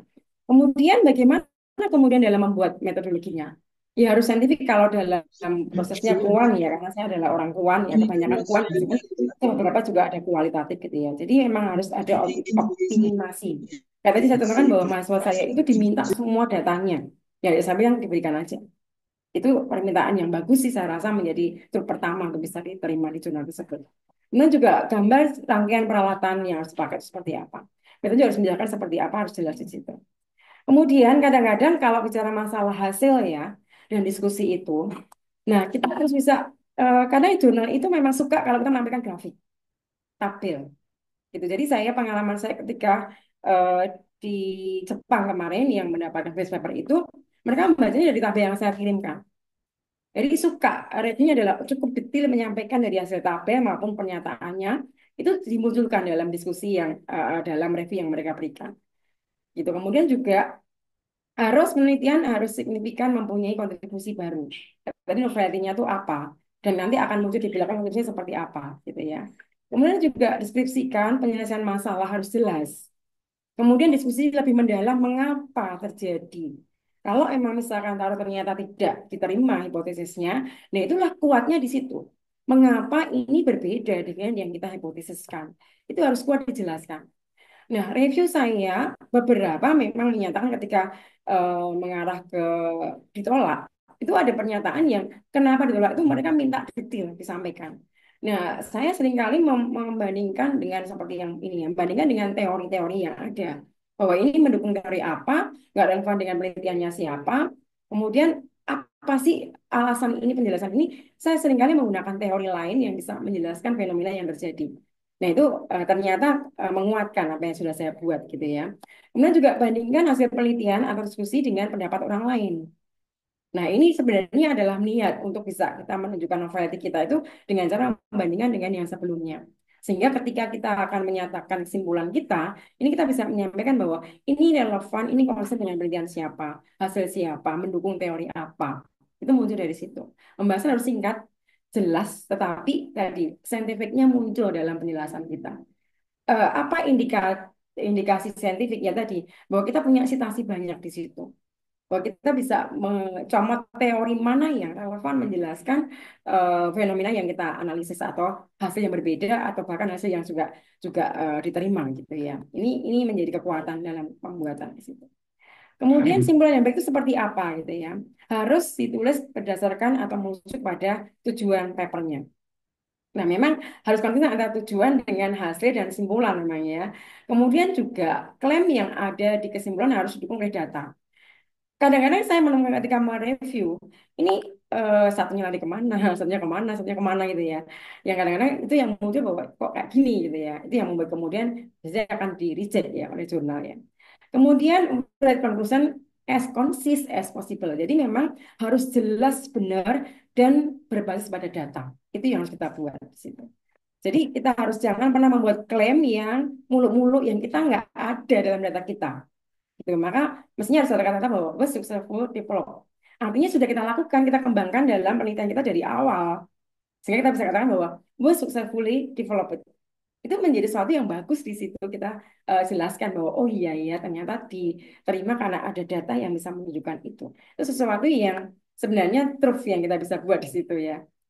Oke, kemudian bagaimana kalau kita membuat kutipan gitu ya. Nah, kalau ini mungkin udah semua kita udah tahu ya bahwa kita harus punya software yang bisa mengupdatekan artikel kita. Ya, sistem rujukannya tuh ada, ya, kita pakai aja. Sekarang banyak EndNote atau kita menggunakan beberapa yang kita bisa gunakan untuk bisa menyimpan artikel kita di situ. Nah, pengalaman saya kalau saya sudah ketemu artikel-artikel bagus, saya masukkan semuanya di dalam apa namanya software yang kita punya ya. Karena apa? Karena kita nggak akan hilang. Jadi saya orangnya apa ya? Sebenarnya menata dalam folder. Tapi ketika ganti laptop kadang-kadang hilang di mana. Tapi kalau kita simpan di dalam EndNote atau di dalam beberapa software yang bisa menyimpan rujukan kita di situ ya, itu akan membuat kita punya record yang kita bisa panggil sewaktu-waktu kita butuhkan di situ. Ya, ini sebenarnya adalah kita menurut jurnal yang kita sampaikan tadi ya, sudah sampaikan bahwa kita bisa mengutip lah beberapa jurnal yang kita submit dari situ. Artikel di situ apa? Yang relevan kita ambil untuk kita pakai sebagai citasi di situ. Nah, ini beberapa yang kalau bicara masalah plagiarisme ya, beberapa yang ketemu gitu ya, beberapa yang terdeteksi ya. Yang pertama adalah winsorization. Jadi membobot lebih rendah atau memodifikasi skor outlier agar lebih sesuai dengan sampel. Nah, ini yang kadang-kadang kan kayak buatan gitu ya, agar sesuai dengan hasilnya. Jadi dia melakukan di sini ini ya memang sebenarnya nggak begitu ketahuan persis, tapi pola-pola itu akan kelihatan. Ya, orang mengatakan bahwa too good to be true. Itu yang orang sering, review sering sering menilai seperti itu. Rasanya nggak mungkin kalau hasilnya seperti ini. Itu akan muncul karena reviewer kan pengalaman melakukan penelitian ya. Sehingga ketika dia melihat suatu sampel itu dia bisa mendata bahwa ini benar nggak ini atau ini dibuat. Nah itu orang sering mengatakan bahwa tuku to be true di situ. Kemudian juga harking, membuat hipotesis setelah hasil penelitian diketahui. Ini juga kita bisa ngecek ya kalau sering-sering banyak diterima bagus-bagus datanya. Saya selalu mengatakan, "Duh, ini benar nggak sih ini?" Kok kan kita pembimbing ya, seringkali saya menemukan beberapa karya mahasiswa itu yang saya minta, oke, saya pengen Anda presentasi depan saya dengan Zoom atau Anda ketemu dengan saya, jelaskan hasilnya, langkah-langkahnya bagaimana membuat hasilnya, tolong sampaikan kepada saya. Ini saya lakukan ketika saya merasa bahwa ini kok sesuatu yang nggak natural gitu ya. Nah, biasanya ketemu. Nah, itu kan ada sesuatu kenapa kok beda. Nah, itu ketemu di situ. Kemudian juga plagiasi, ya parsial atau total, ya, ini yang perlu kita cek juga. Kemudian juga plagiasi antar bahasa. Kemudian juga ada manipulasi data. Jadi ada kadang-kadang itu ditambah-tambah datanya agar mencapai hipotesisnya. Ini bahaya kalau sampai seperti itu. Atau publikasi data. Jadi misalkan data sendiri yang tidak sesuai dengan kenyataan. Dibuat-buat, diubah-ubah agar sesuai dengan hasil yang kita mau. Atau falsifikasi data. Jadi kesalahan dalam mengutip, membaca.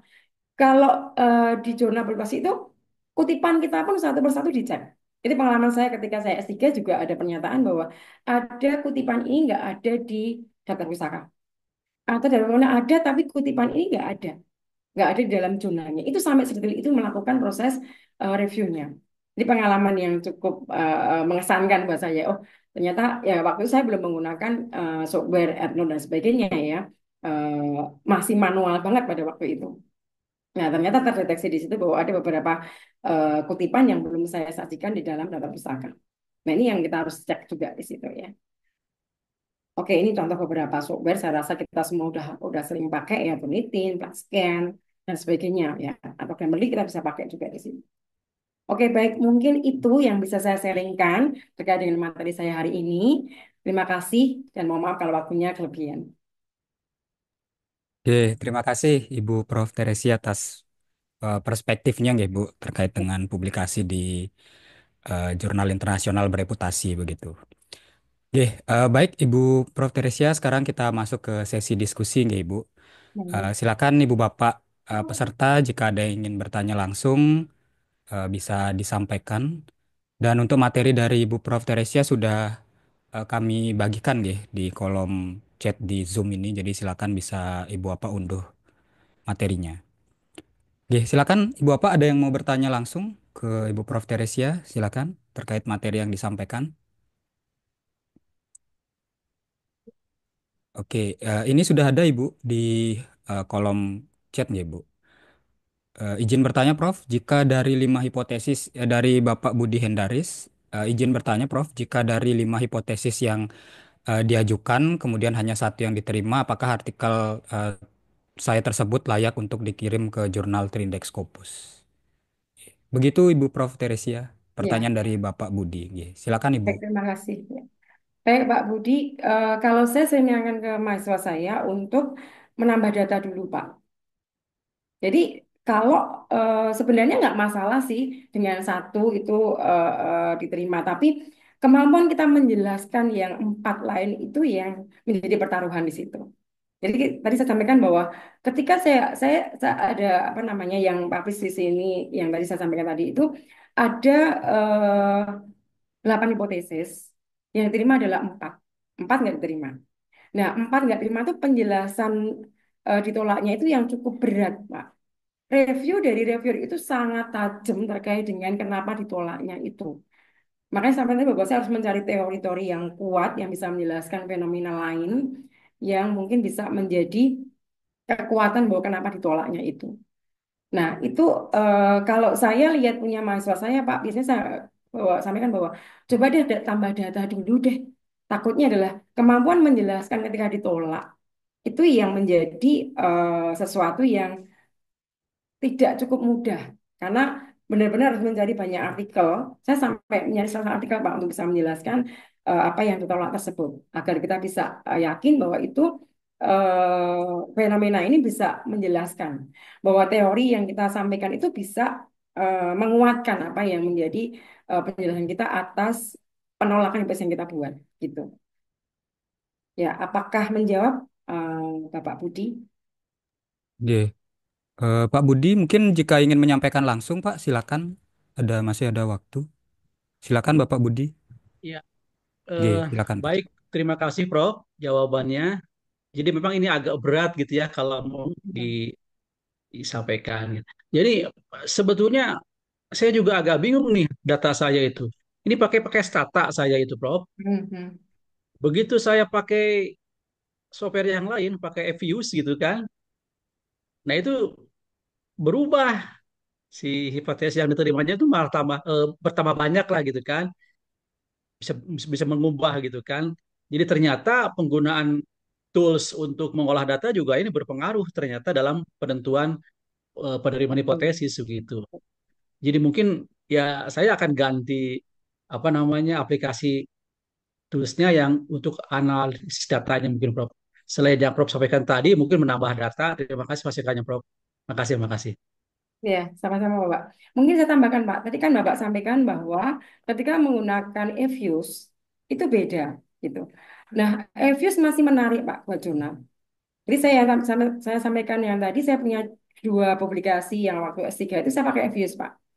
Dan dua-duanya cukup diterima dengan baik. Itu eh, saya kan menggunakan poll waktu itu yang terbaru adalah standar akuntansi saya pakai ya. Kemudian siklus hidup perusahaan dan saya kan menggunakan eh, earning management tapi dengan dua model ya.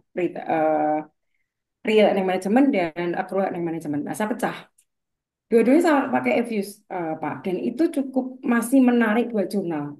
Jadi kalau Bapak mau mengganti dengan alat analisisnya pakai Evius, saya rasa masih cukup apa istilahnya ya, seksi buat jurnal, Pak. Pakai Evius. Jadi mungkin bisa kalau misalkan diterimanya lebih banyak, monggo. Tapi yang jelas adalah penjelasannya ketika ditolak itu menjadi sesuatu yang kekuatan yang kita bisa buat di situ. Begitu mungkin, Bapak. Terima kasih Prof. Penjelasannya. Sama-sama. Oke, terima kasih Ibu Prof. Teresia. Jawabannya, Ibu. Eh, kita lanjut lagi nggih, Ibu, ke Ya. pertanyaan berikutnya di kolom komentar. Ini dari Ibu Komarotun Nurlaila. Izin bertanya, Prof, batas minimum proses submit sampai publish yang normal pada jurnal Scopus itu berapa lama? Jika editor menginformasikan jika dalam 1 bulan akan publish, saat dicek jurnal tersebut terindeks Q1. Oke, begitu Ibu Prof. Teresia pertanyaannya, Ibu. Ya, terima kasih Bu Komaratun untuk pertanyaannya. Eh, kita nggak bisa percaya kalau ada pernyataan seperti itu. Jadi jurnal, apalagi Q1, nggak pernah menyatakan bahwa akan publish dalam waktu sekian bulan begitu. Jadi kita kan masuk ke OJS ya. Kita harus sering-sering ngecek di OJS yang ada. Jadi kalau ada informasi bahwa kita baru 1 bulan mempublish artikel, artikel kemudian dinyatakan 1 bulan lagi publish, wah itu sesuatu yang justru membuat kita khawatir sebenarnya. Jadi kalau kalau pengalaman saya, Ibu, jadi kita kan punya OJS, kita ngecek terus di OJS-nya kita. Kan ada proses ya di situ ya. Ya, ada proses kapan eh, akan kelihatan kok di situ kapan di submit diterima, kapan kemudian dicek adminnya, kapan kemudian dicek ke masuk ke reviewernya, kemudian kapan diproses reviewernya. Itu sudah muncul recordnya. Jadi kita tinggal pakai itu karena kan nanti kalau untuk Java kan dibutuhkan juga untuk prosesnya itu sebagai apa namanya kok saya lupa korespondensi dengan jurnal. Nah, ini kita bisa ambil di situ. Jadi kalau ada pernyataan bahwa dari editor bahwa akan kecuali ya Bu, itu sudah muncul di dalam proses kita yang sangat panjang dan kita bisa lihat di situ dalam OJS kita bahwa ada proses produksi kan ada polanya. Pertama kan submit, kemudian admin, review, kemudian produksi, baru kemudian publish. Nah kalau di produksi udah masuk produksi dan dia mengatakan bahwa review mengatakan bahwa oh bukan review Pak, editornya mengatakan bahwa ini akan publish 1 bulan lagi, itu bisa kita percaya. Karena kita udah lihat bahwa sudah ada produksi di situ. Udah ada proses produksi yang masuk dalam OJS kita. Jadi kalau jurnal yang berkas itu kita yang harus aktif mencari, melihat di OJS-nya. Karena kadang-kadang mereka itu lambat mengirim ke email kita. Jadi kita harus sering proaktif melihat di OJS kita. Kalau emang prosesnya sampai pada production, Bu, oke kalau dia menyampaikan bahwa oke publish dan 1 bulan lagi, oke. Tapi kalau baru kita submit dia ngomong 1 bulan akan publish, waduh itu sesuatu yang sebenarnya kita harus curiga. Kok sampai demikian gitu. Karena lama prosesnya. Kalau pengalaman saya adalah setahun, Ibu. Dari mulai mensubmit sampai ke publish tahun. Kalau yang aku S3 itu malah mudah, bukan mudah cepat ya. Ada yang 6 bulan, ada yang eh, sampai ke 8 bulan gitu. Jadi tidak ada yang cepat sih. Setahun tuh yang mungkin paling cepat juga ya sebenarnya udah 6 bulan. Karena kayak Q3 6 bulan, kemudian 8 bulan, setahun tuh pengalaman saya. Ada yang cepat sih memang, tapi itu membuat khawatir di situ. Jadi itu mungkin jawaban saya untuk Ibu. Semoga bisa menjawab atau ada tambahan pertanyaan. Monggo. Terima kasih Ibu Ya. Prof. Teresia. Dari Ibu Nurlaila hanya waktu saja Bu, Oh, ya eh, baik. waktu yang normal begitu dari Ya, proses ya, submit sampai publish begitu Ibu. ya. Ini pertanyaan berikutnya Bu dari Pak Junaidi. Eh, Beliau saat ini sedang mengobservasi real earnings management. Apakah saya dapat khususnya di pengukuran abnormal menggunakan sintaks Tata begitu. Jadi judul riset beliau peran moderating corporate governance terhadap hubungan real earnings management dengan fraud F-score gitu. Eh, Mungkin Pak Junaidi maksud Bapak apakah saya dapat khususnya di pengukuran Iya, abnormal ini? Oh nggih, silakan itu Bu. langsung bertanya Pak. Nggih, silakan Pak. Gih, terima kasih Pak Putu. Kan saya kemarin ngotak-ngatik statanya Bu. Nggak berhasil Bu ngitung residualnya menggunakan metode ya yang terbaru 2006. Siapa lupa saya. Kalau Ibu boleh atau mungkin kolaborasi lah dengan Ibu, saya akan sangat senang sekali Bu. Khususnya kalau ekspor saya udah berhasil pakai Decoy Bu. Hmm. Kalau ini kan eh, observasinya di ASEAN Bu. Saya meneliti semua sampel yang ada di ASEAN gitu. Saya juga memisahkan top two tier dengan one tier sebagai variabel moderasi, Bu. Karena Indonesia kan two tier, sedangkan negara-negara ASEAN lainnya, kecuali Kamboja dengan Laos itu two tier juga. Itu Bu mungkin izin izin apa Bu bantuannya atau apa mungkin wejangannya lah Bu. Terima kasih Bu. Ya, baik Pak Junaidi. Kalau saya lihat dari temanya cukup menarik ya Pak, ya. Apalagi Bapak pakai data ASEAN ya. Jadi ada peluang tuh Pak, cukup untuk Scopus secara data ya Pak. Secara data cukup bagus tuh Pak. Nah kalau memang kadang-kadang begini ya, saya juga pernah merasakan Pak, kayak main-main ya kita mengisi data kita kemudian, aduh kok ini nggak normal gitu kan. Nggih. Mungkin membuat normal itu banyak yang terkurang gitu. Nah, memang pengalaman saya pada waktu yang Scopus tuh Pak, yang S3 ya, itu saya mencari normalitas nggak bisa dapat Pak. Nah, kemudian saya menggunakan Evius, di mana saya mencari tahu benar-benar Evius ini boleh nggak ketika nggak normal pun saya olah, tapi yang arahnya arahnya menyatakan bahwa datanya ini banyak. Nah, saya baca, ketika kita punya data yang sangat banyak dan itu mewakili populasi cukup tinggi, itu kita boleh mengabaikan normalitas. Nah, itu terjadi, Pak. Jadi kemudian saya nggak pakai normalitas itu, tapi saya kasih penjelasan bahwa data yang kami pakai adalah sejumlah ini yang menunjukkan bahwa ini sudah mewakili populasi yang ada. Nah, itu diterima kok, Pak, Nggih. zonanya gitu. Nah, kemudian kalau memang kalau kita menghitung real time management itu, kalau saya kemarin menggunakan tiga rumus ya Pak.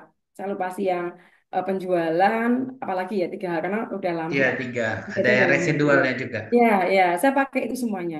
Memang ketika pakai data Indonesia nih maaf, data yang kita punya itu saya sendiri ragu. Saya harus ngecek kembali satu persatu ya untuk bisa ngecek kenapa kok datanya aneh. Terus seringkali merasakan aneh datanya ini apa? Karena beda data dari satu data ke data yang lain itu beda. Maka kemudian saya bilang sama pembimbing saya juga, ini saya dapat data dari tempat sumber yang berbeda-beda.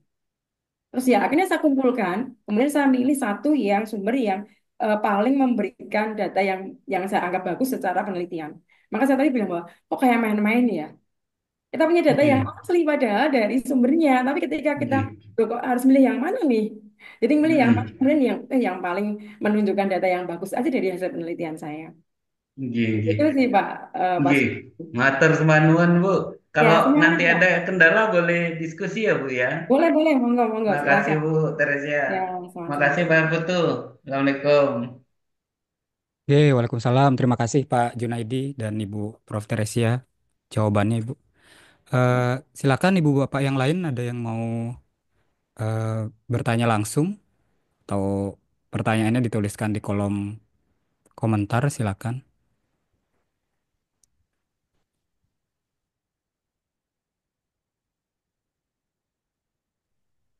Oke, Ibu sambil menunggu mungkin dari saya ini terkait ini Bu, apa menanggapi komentar reviewer nggih Bu. Mungkin ada tips dan trik begitu pengalaman dari Bu Teresia bagaimana kita menanggapi komentar reviewer begitu Bu. Karena terkadang kan proses reviewnya kan lewat tulisan begitu Bu. Jadi Ya, mungkin ada sedikit miskomunikasi begitu Bu. Mungkin dari pengalaman Ibu Prof Teresia kira-kira apa nih Ibu yang perlu kita lakukan sebagai penulis untuk menanggapi komentar reviewer begitu Ibu. oke, baik, Pak Putu. Kalau kami memang dan disarankan oleh pembimbing ya, waktu S3 juga saya kan disampaikan sama Prof yang membimbing saya. Ini ada revisi, tolong diperbaiki revisinya. Dan kita menganggap bahwa review adalah orang yang punya kepakaran, gitu. Jadi yang mereka minta semuanya, kita penuhin semuanya, Pak. Misalkan taruh bahwa ada review yang ini aneh. Wong kita sudah ada kok di review lagi gitu ya.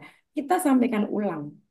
Kita sampaikan ulang, kita kasih kalau saya pengalaman kan memang diminta dikasih warna ya. Kita kasih warna yang berbeda dari artikel yang sudah ada, kita kasih tandain warna. Jadi semua yang mereka minta kita sampaikan, Pak. Kalau misalkan ternyata kita sudah ada dan maaf mungkin mereka nggak membaca gitu ya atau kurang membaca, kita ulang lagi kita sampaikan. Tapi tanpa harus kayak menggurui ya. Jadi disampaikan bahwa kita jawab yang sama seperti yang sudah kita tuliskan di atas. Kita kasih warna yang sudah kita tuliskan sebelumnya kita kasih warna. Jadi memang ada punya pengalaman seperti itu ketika saya kaget, oh sudah ada kok ditanyakan lagi gitu kan. Nah itu yang saya lakukan adalah ya saya menulis lagi menjawab lagi bahwa pertanyaan yang disampaikan saya tulis di bawahnya lagi. Seperti ini tanpa saya menyampaikan bahwa sudah pernah ada. Karena kalau takut menyinggung gitu ya, jadi saya sampaikan aja yang sudah saya buat, saya ulang lagi di situ, saya tambahin sumbernya.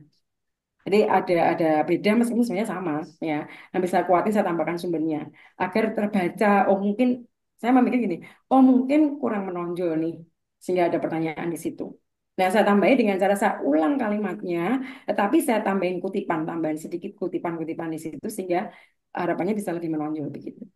Kalau yang lainnya saya ikuti terus sih Pak. Jadi kayak ada pengalaman juga bahwa minta kontribusi manajemen. Sudah ada juga gitu Bang, di hasil akhir. Ya udah saya sampaikan lagi aja. Tapi saya pertajam. Ya, yang lainnya saya rasa bagus-bagus sih ketika memberikan reviewnya gitu. Ada pernah review juga yang mengarah ke tabel. Nah, saya orang yang nggak banyak pakai apa istilahnya gini, memberi warna, suka mengubah warna itu ya. Sampai dikembalikan tuh sampai 3 kali karena warnanya dianggap belum mencerminkan resolusi ya, resolusi warna yang sesuai. Nah, itu saya sampai tanya ke teman saya, yang profesor juga. Prof, saya minta tolong nih. Kok beliau minta, ini sudah 3 kali saya hampir give up nih.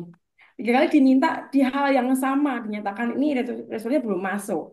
Nah, saya nggak pernah bisa main di resolusi, saya bilang gitu kan. Kemudian saya sampaikan teman saya, dibantu sama beliaunya.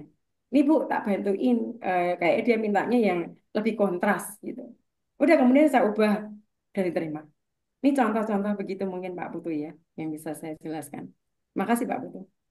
Terima kasih Ibu Prof. Teresi atas penjelasannya Ibu terkait memberikan tanggapan gitu Bu ke reviewer begitu. Nggih, Ibu apa ada yang bertanya lagi terkait materi yang disampaikan Ibu Prof. Teresia?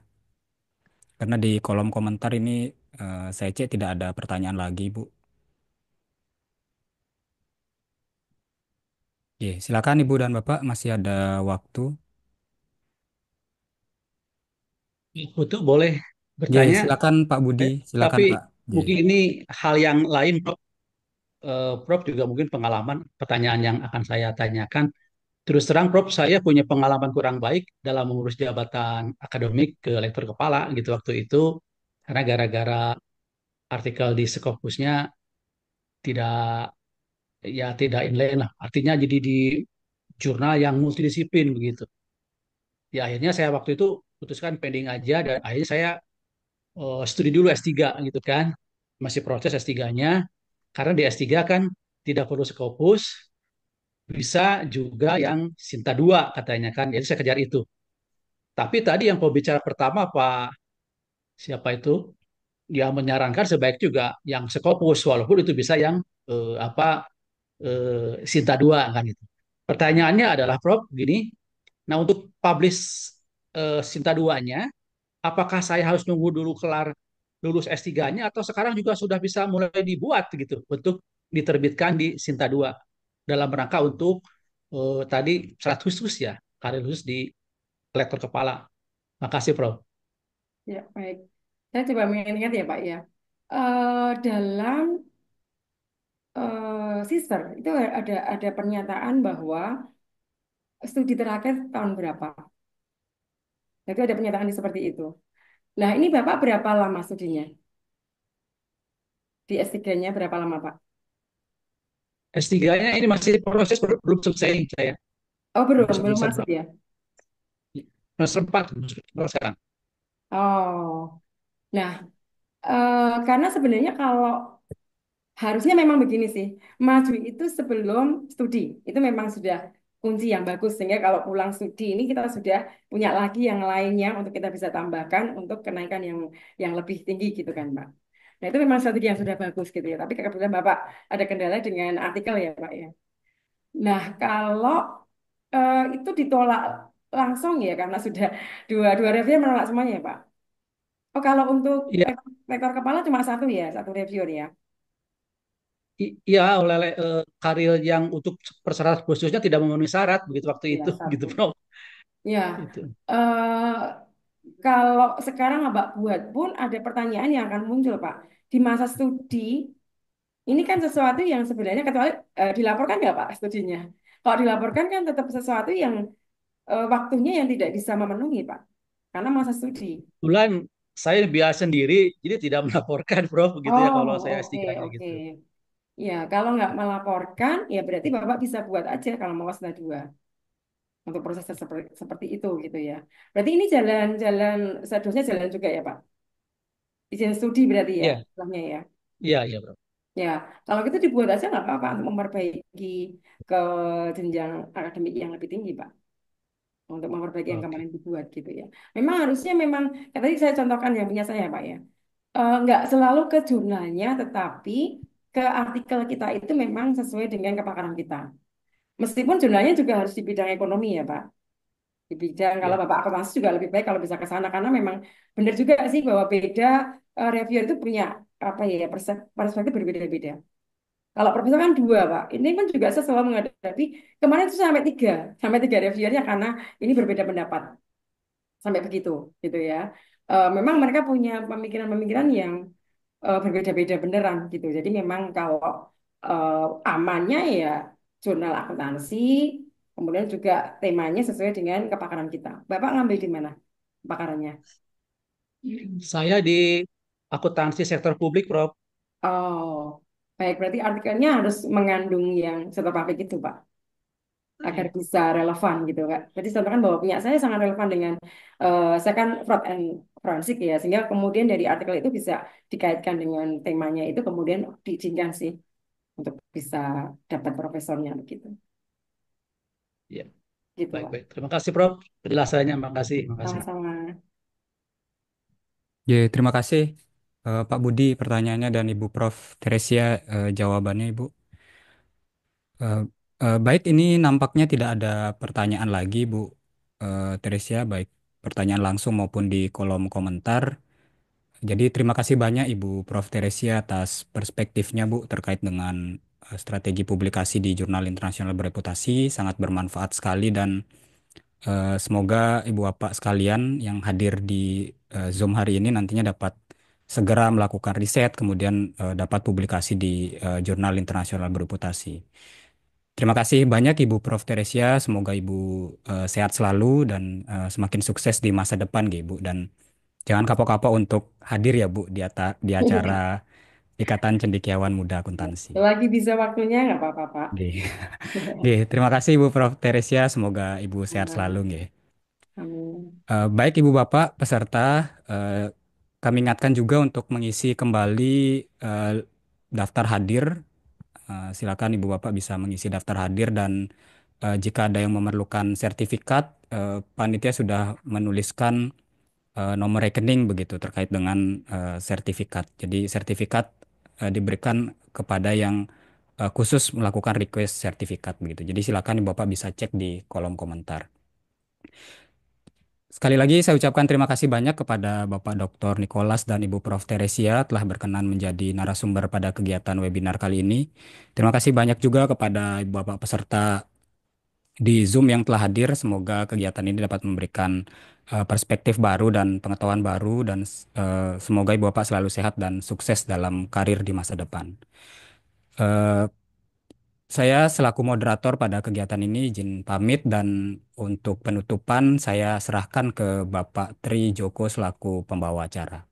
Oke, terima kasih Bapak Tri Joko atas waktunya dan kesempatannya, nggih, Pak. Terima kasih. Terima kasih Pak Dr. Putu serta Ibu Teresia dan Pak Dr. Nicholas ya tadi ya sudah dua pemateri. Alhamdulillah pemaparan dan diskusi yang luar biasa kali ini sangat memberikan wawasan bagi para hadirin. Nah, sebelum mengakhiri acara webinar pada pagi hari ini, izinkan kami untuk melakukan dokumentasi. Mohon kepada seluruh peserta untuk menyalakan kamera Zoom. Baik. Pada hitungan ketiga, nanti operator akan mengambil screenshot untuk setiap slide-nya. Kita mulai ya, Bapak Ibu. Satu, dua, tiga. Slide berikutnya. Satu, dua, tiga. Slide berikutnya. Satu, dua, tiga. Yang terakhir. Satu, dua, tiga. Terakhir, kami ingin mengucapkan terima kasih kepada narasumber, moderator, serta semua peserta yang telah dengan penuh perhatian mengikuti acara ini dari awal hingga akhir. Para hadirin yang terhormat, kini telah sampailah kita di penghujung acara. Semoga ilmu yang kita dapatkan hari ini bisa membawakan berkah dan menjadi jalan kebaikan untuk kita semuanya. Saya atas nama panitia juga ingin menyampaikan permohonan maaf jika ada perkataan atau kesalahan yang kurang berkenan selama pelaksanaan webinar berlangsung. Akhir kata, wassalamualaikum warahmatullahi wabarakatuh. Monggo, Bapak Ibu. Waalaikumsalam warahmatullahi Salam wabarakatuh. warahmatullahi wabarakatuh. Terima kasih panitia, Ibu Bapak semua. Terima Selamat kasih, siang. Pak Tri. Terima kasih, Pak. Terima kasih, Prof.